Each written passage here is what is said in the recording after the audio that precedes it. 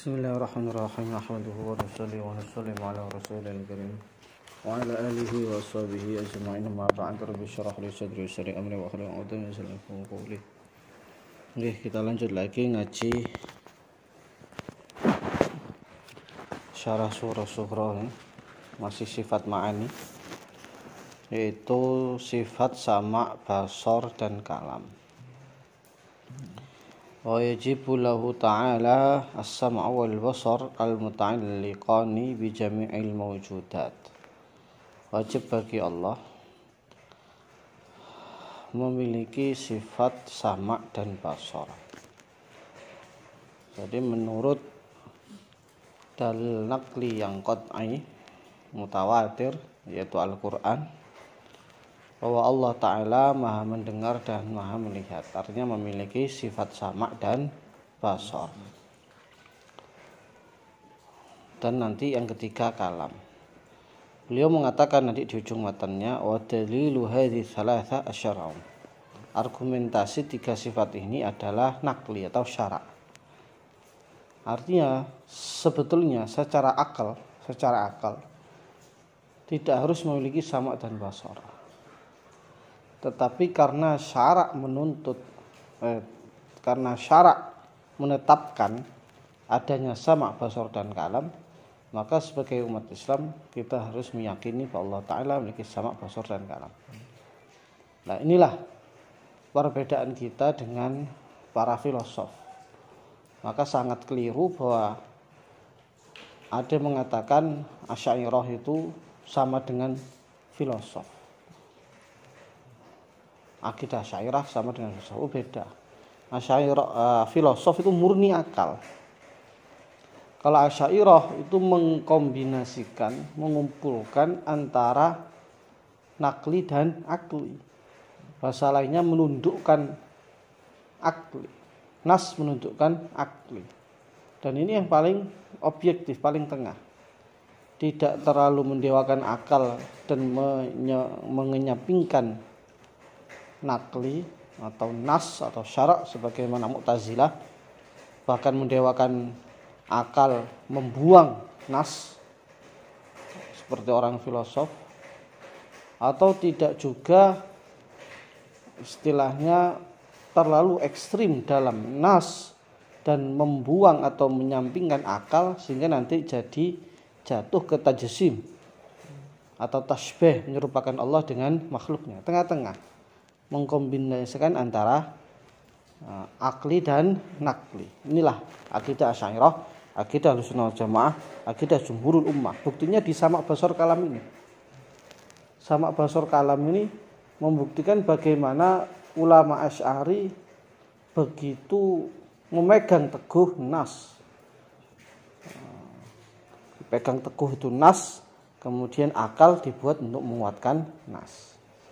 Mulanya sifat idrok dalam jumhur Asy'ariyah tidak ditetapkan. Sifat idrok. Di sebagian ulama Maturidi itu ada sifat idrok.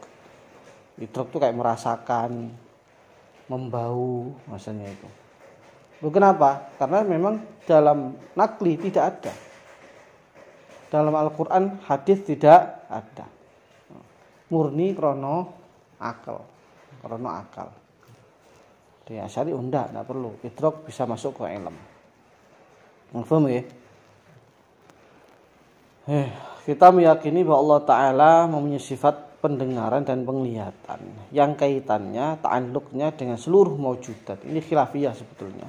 Tapi Imam Sanusi memegang pendapat bahwa sama' dan basar ta'alluqnya seluruh maujudat, bukan hanya masmu'at saja. Artinya Allah mendengar seluruh perkara yang wujud. Tidak mesti suara yang didengar Allah, yang non suara yang didengar Allah. Penglihatan Allah juga sama, tidak mesti melihat benda yang wujud.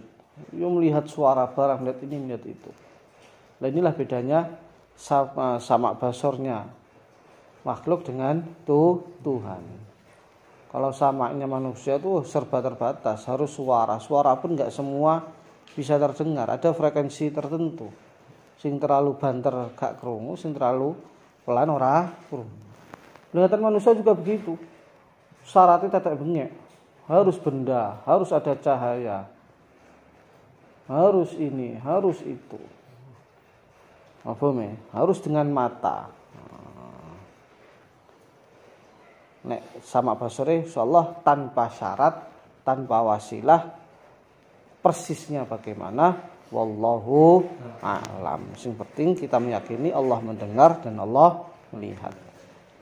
Dan Allah juga punya sifat kalam. Wa kallamallahu Musa taklima. Nah, dalam menyikapi sifat kalam, Ahlussunnah wal Jamaah juga berada di dua kutub ekstrim. Ada ekstrim kiri, orang Mu'tazilah. Allah enggak punya sifat kalam. Karena kalam berupa huruf dan suara. Namanya kalam ya huruf dan suara. Bagaimana mungkin suara dan hurufnya merupakan perkara hadits, genah hadits, enek runtutane, enek hurufe, enek awal akhire berada pada zat Allah. Bagaimana perkara hadits menempati perkara yang qadim? Mustahil. Maka Allah enggak punya sifat kalam. Mu'tazilah. Ada ekstrim kanan. Ekstrim kanan. Karena kalam harus berupa huruf dan suara, maka kalamullah pun yang qadim itu ya berupa huruf dan suara. Lucu kan? Kontradiktif malah. Di kalamullah sing qadim itu berupa huruf dan suara. Allah berfirman dengan suara dan huruf.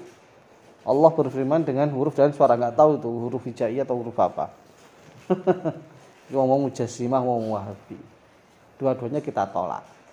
Akidah Ahlussunnah wal Jamaah Asy'ariyah Maturidiyah, Allah Ta'ala punya sifat kalam dan kalamullah munazzah 'anil harfi was sauti wat taqdim wat ta'khir wal kull wal ba'd wat tajdid was sukut dan sebagainya. Allah punya sifat kalam yang qadim dan kalamullah tidak berupa huruf, suara dan lain sebagainya yang merupakan ciri khas hudud, ciri khas makhluk. Paham ya? Nah, sebetulnya kalau kita renungi, titik kesamaan antara ekstrem kanan kiri itu ada. Apa titik kesamaannya? Mereka ngotot bahwa namanya kalam harus huruf dan suara. Ya enggak? Mu'tazilah ngotot kalam harus huruf suara, akhirnya menolak sifat kalam. Mujassimah ngotot kalam harus berupa huruf dan suara, akhirnya menetapkan kalamullah bil harfi was saut. Nah, mulane Asy'ariyah punya argumentasi. Namanya kalam enggak mesti huruf suara, kalam hati. Ya enggak, kata hati. Kata hati kan enggak ada huruf suara. Ya kita tidak mengatakan bahwa Allah itu berkalam dengan kalam hati, enggak. Penting ini. Kalamullah bukan kalam hati. Kata-kata Asy'ariyah hanya untuk mengcounter Mu'tazilah dan Mujassimah yang mereka ngotot bahwa kalamullah itu kalam harus berupa huruf dan suara. Nah, kalamullah bagaimana bentuk detailnya? Wallahu a'lam. Bila kaifin wala mithalin kita serahkan pada Allah. Yang penting kita meyakini bahwa Allah punya sifat kalam dan kalamullah bila harfin wala sautin. Paham ya?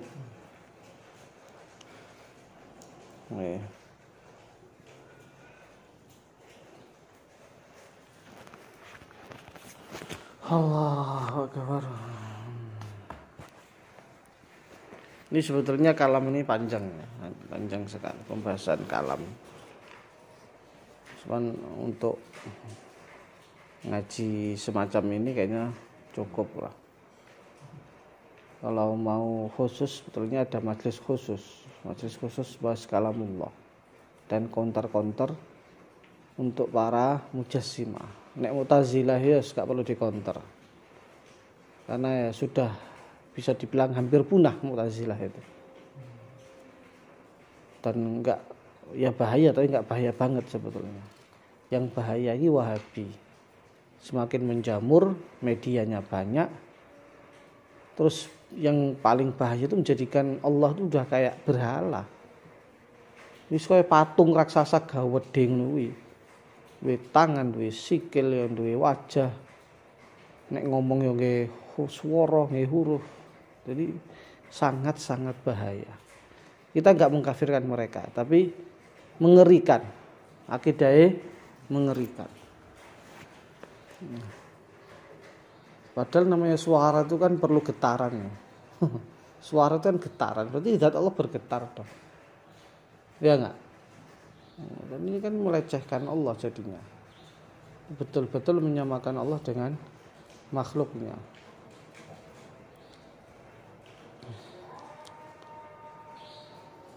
Nih. Al-Fatihah. Bismillahirrahmanirrahim. Nahmaduhu wa nusalli wa nusallimu ala rasulil karim wa ala alihi wasallam ma ba'd. Rabbi shrah li sadri wa yassir amri wa hlul 'uqdatam min lisani yafqahu qawli. Lanjut malih halaman 77. Bismillahirrahmanirrahim. I'lam anna aqaidal imani tanqasimu ila thalathat aqsam. Ketahuilah bahwa akidah iman terbagi menjadi 3 bagian. Al-awwal, yang pertama, ma la yasihhu ay yu'lama illa bid-dalilil aqli. Sesuatu yang tidak sah untuk diketahui atau diyakini kecuali dengan dalil akli. Wa huwa kullu ma, setiap perkara, tatawaqqafu yang tergantung, alaihi, atas perkara tersebut, dalalatul mu'jizah, petunjuknya mukjizat.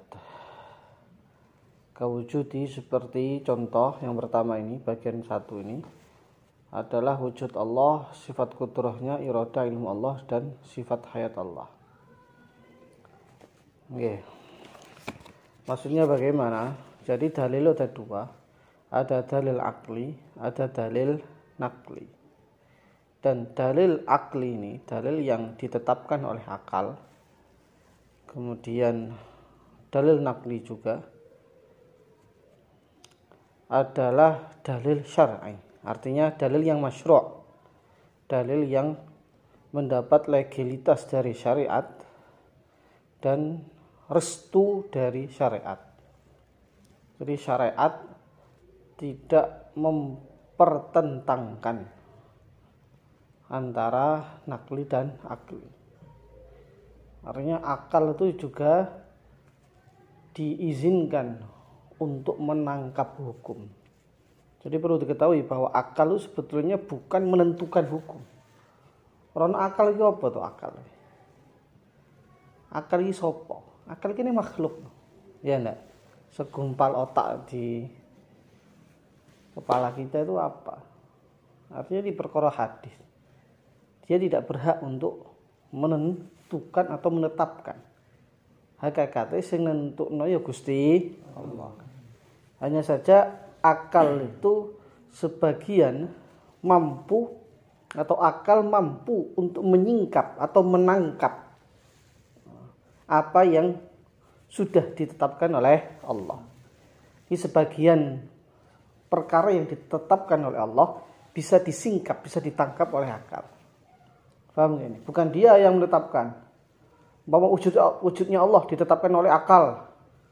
Ya enggak. Tanpa akal pun Allah sudah wujud. Paham enggak ini? Cuman akal itu bisa menangkap, bisa memahami bahwa Allah itu wujud. Akal itu bisa menangkap bahwa Allah itu kuasa. Bukan berarti maksudnya akal menetapkan itu akal yang memutuskan bahwa Allah itu punya kudrah, punya iradah. Paham enggak ini? Ini penting ini. Ini penting. Di akal itu kasyif, menyingkap atau menangkap, memahami sebagian hukum yang ditetapkan oleh Allah. Allah ya qadir, Allah ya wujud, Allah ya murid. Cuman akal itu bisa memahami, bisa menangkap yang demikian itu. Mafhum di sini. Wa huwa kullu ma tatawaqqaf alaihi dalalatul mu'jizah. Kenapa kata Syekh Said Faudah ini sebagai muhakkik dan mu'allik kitab ini termasuk ulama Asy'ari kontemporer, masih hidup orangnya. Mengapa kok Imam Sanusi menggunakan definisi ini untuk hukum akli? Beliau mengatakan li'anna thubutal mu'jizah huwa sabab fi itsbati syari'ah al-khusum. Karena tetepe mukjizat kuwi sebab atau faktor dalam menetapkan syariat bagi musuh kita. Artinya begini. Fa idza aradna al-istidlal bin naql fala budda yakuna kullu ma tawaqqa' an thubut al-mujib min al-aqaid ghairu mutakafi 'ala an-naql. Ay la yasihhu al-istidlal 'ala ayyi amrin kana sababan aw syaratan liwujud al-mu'jizah bi nafsi ad-dalil al-naqli. Lianna hadha ya'udu ila musadarah 'ala al-matlub. Jadi kalau kita umpama berdiskusi atau berdialog dengan orang ateis umpamanya atau orang yang di luar muslim, tentu saja kita tidak bisa menggunakan argumentasi ayat-ayat Al-Quran. Paham gak ini? Jadi gak iso umpama aku meyakini Gusti Allah iki siji. Karena ayat Al-Quran kul huwallahu ahad. Kowe kudu yakin. Karena Al-Quran mengatakan kul huwallahu ahad. Bagaimana kita memaksa orang sedangkan dia loh Al-Quran saja enggak percaya. Mungkin masalahnya syariat kok enggak percaya. Nah, maaf enggak ini? Jadi sing bener piye? Menetapkan wujudnya Allah dulu, tentu saja dengan akal. Kita patahkan dia dulu. Kita tundukkan dia dulu bahwa Allah itu wujud dengan argumentasi logika yang logis, akli. Lah nek dia wis yakin Gusti Allah wujud, lah baru kemudian menetapkan bahwa Al-Qur'an itu adalah kalamullah. Paham? Setelah itu kalau kita sudah meyakinkan dia bahwa Al-Quran itu kalamullah dan itu sebagai bukti atas kebenaran Nabi, Al-Quran adalah mukjiz, sesuatu yang tidak bisa ditiru, sesuatu yang luar biasa. Paham ya ini? Dan itu menjadi bukti pengakuan Nabi itu betul, sehingga dia meyakini Nabi Muhammad adalah utusan Allah, baru kemudian pakai dalil Al-Quran. Urutannya ngono. Keiso ujuk-ujuk langsung pakai ayat Al-Quran. Paham gak ini maksudnya? Nah, gambarnya ini. Umpama kowe ngomong nangune kanca-kancamu. Aku utusane Gus Yusuf aku iki. Gus Yusuf ngomong ngene. Campel gak oleh metu saka pondok bengi iki. Umpama kowe ngaku sebagai utusan Gus Yusuf. Tentu saja kan enggak sembarangan, mesti perlu bukti. Kowe ngaku utusan Gus Yusuf iki apa buktine? Dan tentu saja namanya bukti kan yang perkara mukjiz yang enggak bisa ditiru orang. Kalau buktine ya wis katik bukti, pokoknya aku ngomong ngene yo gak iso. Buktine apa peciku dhewe yo gak iso.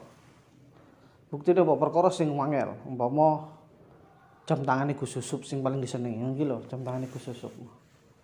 Atau yang lebih sangar lagi, lihat. Kalau memang saya jujur lihat nih, Gus Yusuf nurut karo aku. Gus, sampean ngadeg Gus, ngadeg. Sampean lungguh. Berarti aku memang utusan nih. Nyatanya Gus Yusuf membenarkan saya. Saya minta beliau mau. Nah, umpama ngono kuwi. Akhire wong percaya nek kowe utusane. Nek wong wis percaya nek kowe utusane, baru dia akan percaya omongan kamu. Bahwa itu dari Gus Yusuf. Begitu. Paham ya? Nah, nanti yang kedua baru yasihu aisadil alif bidalil syar'i. Ada perkara-perkara itu yang kita boleh beristidlal dalil nggih dalil syar'i. Wa huwa kullu ma la taqaffu alaihi dalalatul mu'jizah. Yang tidak tergantung dengan dalalatul mu'jizah. Koyok sifat sama, basor, perkara-perkara akhirat. Nek perkara-perkara akhirat iki perkara-perkara sing cukup dengan dalil-dalil syar'i atau dalil-dalil nakli. Ayat-ayat Al-Qur'an. Begini. Paham gak ini? Jadi kita itu harus meyakinkan orang bahwa Allah itu wujud, kemudian mukjizat, kemudian baru syariat. Kalau orang itu sudah tidak yakin Allah itu wujud, ya tidak akan percaya dengan wujudnya mukjizat. Ya enggak? Mafhum enggak ini?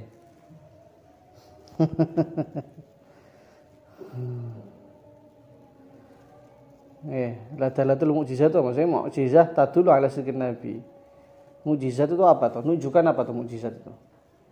Mukjizat itu menunjukkan kebenaran seorang nabi. Mukjizatnya kan Nabi Muhammad berarti dalatul mukjizat maksudnya apa?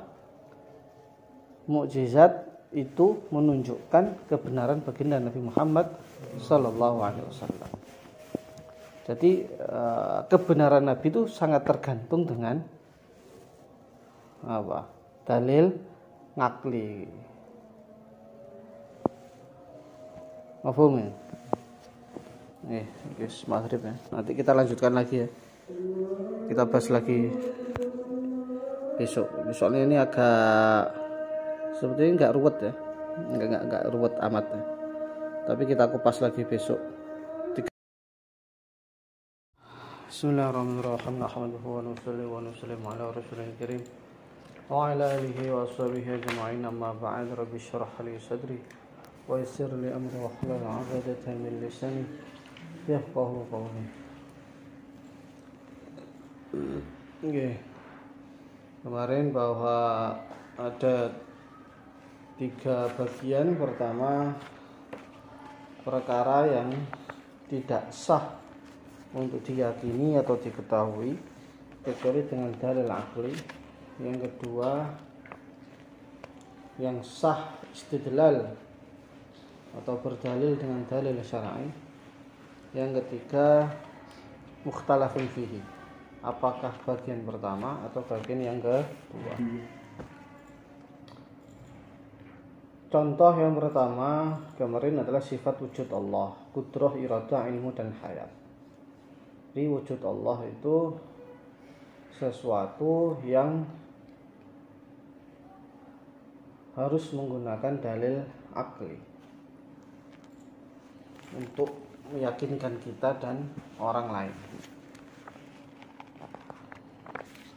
Dan dalil yang pertama ini, bagian pertama ini, sesuatu yang dalalatul mu'jizah bergantung pada hal ini. Artinya kalau wujud Allah itu tidak ditetapkan, maka otomatis mukjizat menjadi gugur. Jadi mukjizat, wujudul mukjizat sangat bergantung dengan wujudnya Allah. Maka tidak bisa dalil wujudnya Allah ini menggunakan nakli, dengan menggunakan lawazimul mukjizat ini, dengan sesuatu yang menetapi mukjizat, yaitu kalamullah. Umpama katakanlah mukjizat itu Al-Quran, dan Al-Quran memang mukjizat yang terbesar. Maka kita nggak bisa berargumentasi wujudnya Allah dengan Al-Quran, sebab mukjizat Al-Quran merupakan mukjizat itu sangat bergantung dengan dalil akli, dengan wujudnya Allah yang bisa dibuktikan, yang ditetapkan dengan dalil akli. Nek ini wujudnya Allah, wujudul mukjizat ya. Al-Quran itu mukjizat itu kan bergantung dengan wujudnya Allah secara akal. Nah, kalau kemudian wujudnya Allah ini digantungkan dengan mukjizat, kan jadi bulat akhirnya. Jadi jauh, saling ketergantungan. Paham nggak ini? Jadi mukjizat bergantung dengan wujudnya Allah secara akal. Kita harus membuktikan wujudnya Allah secara akal, ya enggak, kepada orang lain, terutama yang tidak percaya dengan Al-Quran atau nggak percaya dengan Islam. Lah maka karena mukjizat itu butuh dengan wujudnya Allah secara akli, maka nggak boleh juga kita gantungkan lagi wujudnya Allah, harus dibuktikan dengan nakli. Yang nakli itu butuh pada akli tadi, wujudnya Allah. Paham gak ini? Rada bulet ya. Jadi daur kayak gini loh, daur kayak gini. Semua tak siap nih kata-kata enak lali mana ngomong. Daur kayak orang ada meja, ada orang A, ada orang B. Dia bilang gini ke B, B, saya nggak akan ngangkat meja ini sebelum kamu ngangkat. Yang B bilang, saya juga sama, saya nggak akan ngangkat meja ini sebelum kamu ngangkat. Di A menggantungkan ke B, apa yang terjadi? Nggak akan terangkat mejanya. Lah dauri ngono kuwi. Lah mukjizat itu kan sangat bergantung dengan dalil akli wujudnya Allah. Ya enggak? Kan enggak mungkin orang enggak percaya Tuhan kemudian percaya mukjizat. Kita kan harus meyakinkan dia dengan wujudnya Allah, kemudian Allah membuat mukjizat yaitu Al-Qur'an. Kan begitu. Baru orang yakin dengan Al-Qur'an. Paham enggak? Berarti mukjizat itu sangat bergantung dengan wujudnya Allah secara akal. Maka enggak boleh kita dalil wujudnya Allah dengan mukjizat itu. Tadi ini bulat. Sing mukjizat bergantung pada dalil akal wujudnya Allah, dalil wujudnya Allah mbok gantungke karo mukjizat mau. Paham enggak ini? Tadi ini daur. Paham enggak? Maka enggak boleh wujudnya Gusti Allah kudu pakai logika. Paham? Setelah dia tunduk logikanya bahwa dia meyakini Allah itu ada. Kemudian selanjutannya Allah membuat mukjizat, baru dia nanti yakin dengan isi Al-Qur'an. Paham ya? Yang kedua, ini boleh istidlal dengan dalil syar'i, yaitu sesuatu yang mukjizat tidak bergantung pada perkara itu. Contohnya kebangkitan dan tentang akhirat. Jadi hal ihwal tentang akhirat ini sesuatu yang kita boleh pakai dalil nakli, pakai dalil syar'i. Sesuatu yang boleh berdalil, boleh beristidlal dengan dalil syar'i, yaitu kullu ma la tatawaqqaf alaihi dalalatul mu'jizah. Dalalah mukjizat atau petunjuk mukjizat tidak bergantung pada perkara itu. Seperti sama basar akhul akhirah. Artinya begini, kalau yang pertama tadi itu kan mukjizat sangat bergantung dengan itu. Itu wujudnya Allah. Kalau wujud kita tetapkan, mukjizat gugur. Nah kalau ini enggak. Contohnya sifat sama basar. Sifat sama basar itu tidak menetapkan wujudnya Allah. Itu tidak menetapkan mukjizat. Kalau wujudnya Allah itu kan sangat mempengaruhi mukjizat. Nek kowe gak percaya wujudnya Gusti Allah, naudzubillah. Ada yang gak percaya wujudnya Gusti Allah, mukjizat gugur. Tapi kalau sama basar ini enggak. Ini sama basar itu tidak menggantungi mukjizat. Artinya wujudnya mukjizat tidak bergantung pada sama basar. Paham enggak? Tidak bergantung juga dengan keadaan akhirat. Contohnya di sini kan sama basar dengan keadaan akhirat. Keadaan akhirat itu mukjizat tidak bergantung pada keadaan dunia, keadaan akhirat. Paham enggak ini? Mukjizat tidak bergantung pada keadaan akhirat. Baik secara global maupun secara terperinci. Dengan segala macam bentuk. Ada mizan, ada haud dan sebagainya, itu tidak menjadi bukti mukjizat. Beda sama wujudullah. Beda sama kudrah. Nek Allah gak kudrah gak akan. Jadi mukjizat itu sangat bergantung pada Allah itu qadir, Allah itu murid, Allah itu apa? Wujud. Paham ini? Beda sama basar dan keadaan akhirat. Ngafum ini? Karena tidak bergantung, karena ini tidak bergantung, mukjizat tidak bergantung pada perkara-perkara ini, maka kita boleh dalil nggih mukjizat nggih Al-Qur'an. Adanya sama basar bagi Allah, kalam bagi Allah. Terus keadaan akhirat kita boleh dalil pakai Kalau pakai mukjizat. Karena mukjizat tidak bergantung pada perkara ini. Kalau mukjizat bergantung pada perkara ini sama basor, gak oleh dalil. Jadi ini kan daur. Mukjizat dalil karo sama basor dalil karo mukjizat, daur tadi ini. Apa ini? Yang ketiga, kita coba bingung dhisik. Khilafiyah. Ada mengatakan itu bagian pertama, ada mengatakan bagian kedua, yaitu apa? Wahdaniyat. Ini wahdaniyat. Wahdaniyat ini sebagian ulama ada yang mengatakan ini masuknya bagian pertama. Artinya ini harus dalil akli. Karena nggak mungkin akal menerima Tuhan dua itu. Nanti ada dalil utama Ainuk dan Tawarud yang kemarin itu kita bahas. Kok isok pangeran loro? Nanti banyak. Ada kalanya pangeran tadi berselisih, Tamanuk ada kalanya bersatu. Dua-duanya mustahil. Tapi ada yang mengatakan enggak, ini bagian dalil kedua. Pakai nakli pun bisa. Pakai nakli pun bisa. Sebab apa? Nah, di antara sebabnya adami tawaqqufi dalalatul mu'jizah 'alaiha fi ilmin nazir. Karena mukjizat itu tidak bergantung pada wahdaniyah. Orang itu bisa menetapkan mukjizat, percaya dengan mukjizat tanpa dia tahu Allah itu satu. Bisa nggak? Bisa. Kalau Rasul mendatangkan perkara yang mukjiz, perkara yang luar biasa yang nggak bisa ditiru, itu orang yakin kalau Tuhan itu ada. Tanpa tahu tuh Tuhan itu berapa itu bisa. Paham nggak ini? Tapi sebagian ulama dalil akli. Paham ya ini?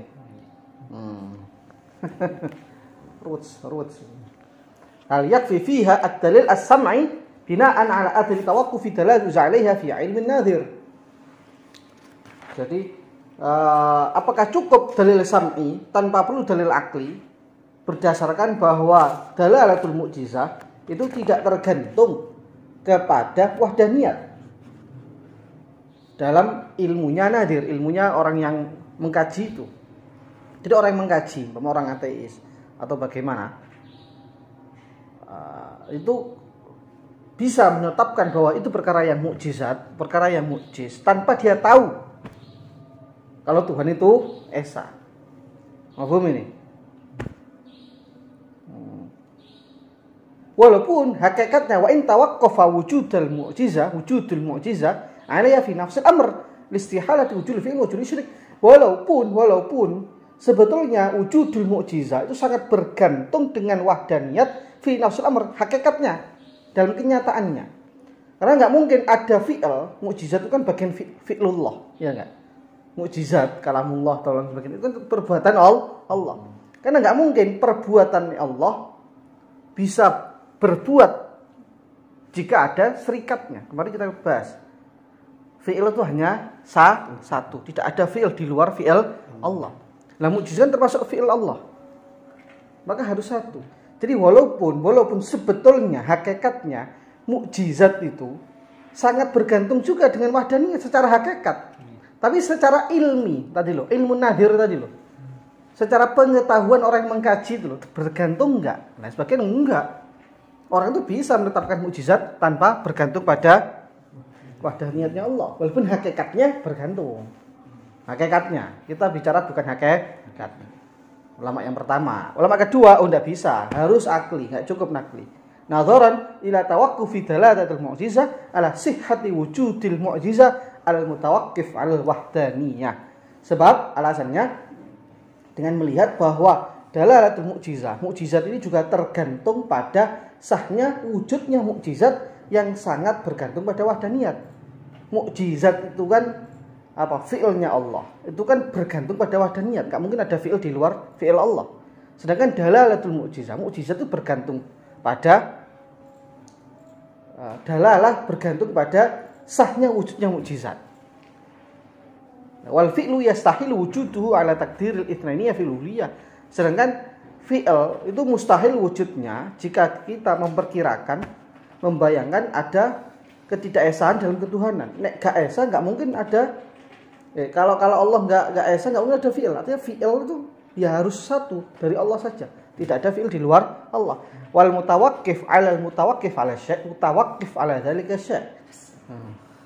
Sesuatu yang bergantung pada sesuatu yang bergantung pada perkara lain adalah bergantung pada perkara itu. Coba saya direnungi. Jadi mukjizat tadi itu kan juga ya mukjizat tadi kan aslinya ya kalau menurut tadi ilmu nazir mukjizat kan nggak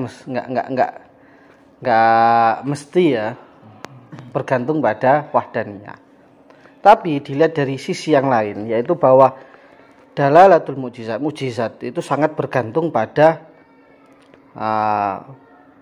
keabsahan wujudnya mukjizat yang bergantung pada wahdaniyat. Di mukjizat itu kan bergantung pada wahdaniyat tuh. Ya enggak? Secara nafsul amr itu loh. Lah, wal mutawakkif 'ala syai'. Jadi sesuatu yang menggantungkan dirinya pada sesuatu yang menggantung pada perkara lain, maka sebetulnya sesuatu yang pertama tadi juga menggantung pada perkara itu. Contoh sing liyane. Gambaran sing enak. Umpama Jack gantung neng nggone apa? Raffi. Jack menggantung pada Raffi, ngono ya. Raffi menggantung pada siapa? Daus. Maka sama saja. Jack gantung pada Daus. Paham enggak? Al mutawakkif 'ala syai', mutawakkif 'ala dzalika syai' itu gampang ngono. Mutawakkif yang pertama Jack menggantung pada Raffi, di mana dia juga menggantung pada Daus. Maka berarti Raffi iki, Jack iki menggantung pada Daus. Wal mutawakkif Jack 'alal mutawakkif Raffi, syai'-nya Daus. Berarti sama saja mutawakkif 'ala dzalika syai', berarti Jack ini gantung juga pada Daus. Berarti ada 3 perkara di sini. Yaitu apa? Dalalatul mu'jizah yang bergantung pada keabsahan wujudnya mukjizat. Mukjizat bergantung pada keabsahan wujudnya mukjizat. Yang wujudnya mukjizat ini, keabsahan wujudnya mukjizat bergantung pada wahdaniyat. Berarti dalalatul mukjizat juga bergantung pada wahdaniyat. Paham gak ini? Karena dalalatul mukjizat ini bergantung pada wahdaniyat, maka bagian dari dalil akli. Paham? Piye? Piye to jum iki maksudnya piye to? Maksudnya iki ada perkara itu yang bisa dibuktikan dengan dalil akli, ada yang nakli saja cukup.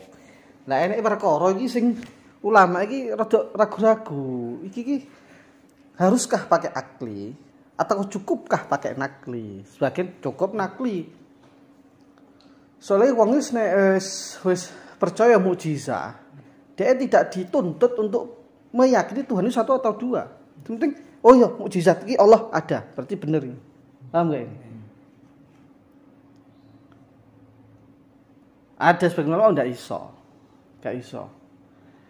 Karena wujud mukjizat itu bergantung pada wahdaniyah. Paham gak ini?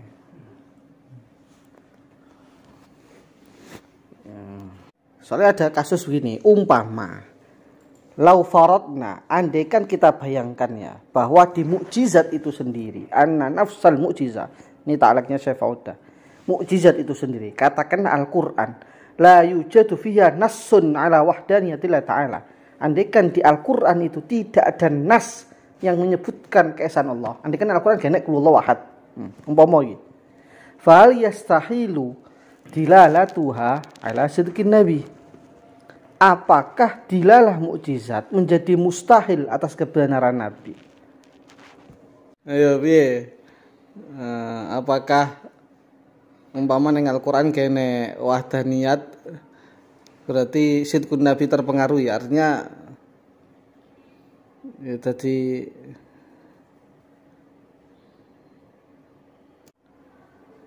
apakah mustahil dilalatul mukjizah atas kebenaran Nabi? Kebenaran Nabi menjadi mustahil. Piye mau?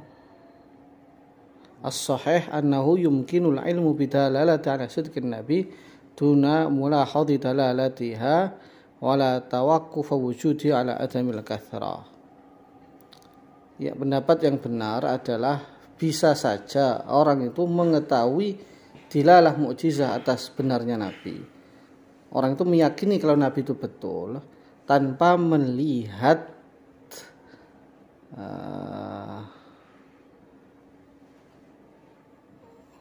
dilalahnya wahdaniyah. Okay. Fal mukjizah, maka mukjizat dengan demikian adalah bergantung pada wujud ala wahdatillah. Jadi mukjizat itu pada hakikatnya, kenyataannya sangat bergantung pada wahdaniyah Allah. Wa ghairu mutawaqqif fi dilalah 'ala al-'ilmi wahdaniyah, tapi tidak tergantung pada menunjukkan mengetahui wahdaniyah Allah. Jadi mukjizat itu pada hakikatnya sangat bergantung pada wahdaniyah Allah, tapi tidak bergantung pada mengetahui wahdaniyah Allah. Enggak harus mengetahui wahdaniyah Allah. Oke. Fal khulasah ringkese tawakkufu wujudil mu'jizah la wahdaniyah. Bergantungnya wujudnya mukjizat atas wahdaniyah Allah. Bergantungnya wujudnya mukjizat atas wahdaniyah Allah. Mukjizat kudu Allah ku esa. La yastalzim, tidak menetapkan, tidak mengharuskan tawakkufu dilalah ala sidqin Nabi. Bergantungnya dilalahnya mukjizat atas kebenaran Nabi alal ilmi biwahdanillah, atas mengetahui wahdaniyah Allah. Artinya tetap Nabi itu bisa saja benar. Nabi itu benar dengan adanya mukjizat tadi, walaupun tidak mengetahui Allah itu esa. Jadi cara genek nas ya tetap Nabi itu benar gitu loh. Ngawil. Paham? Semoga Allah pahamkan ya. Jadi gampang ya kalau bulet-bulet. Khilafiyah mau ngono mau loh. Ini semua dalil akli, jangan pakai, nggak cukup pakai nakli. Karena memang kenyataannya ya mukjizat kudu Allah itu esa. Ada sebagian nakli cukup. Karena wujudul mukjizah kuwi gak bergantung pada wahdaniyah fi ilmin nadhir tadi. Bagi si pengkaji wis nek wis meyakini mukjizat Allah wujud, Kanjeng Nabi bener, wis cukup. Wis cukup. Allahu a'lam. Ya nek sing kurang jelas ya pikiran dhewe. Nek gak pas koreksi. Insyaallah maksudnya gak lebih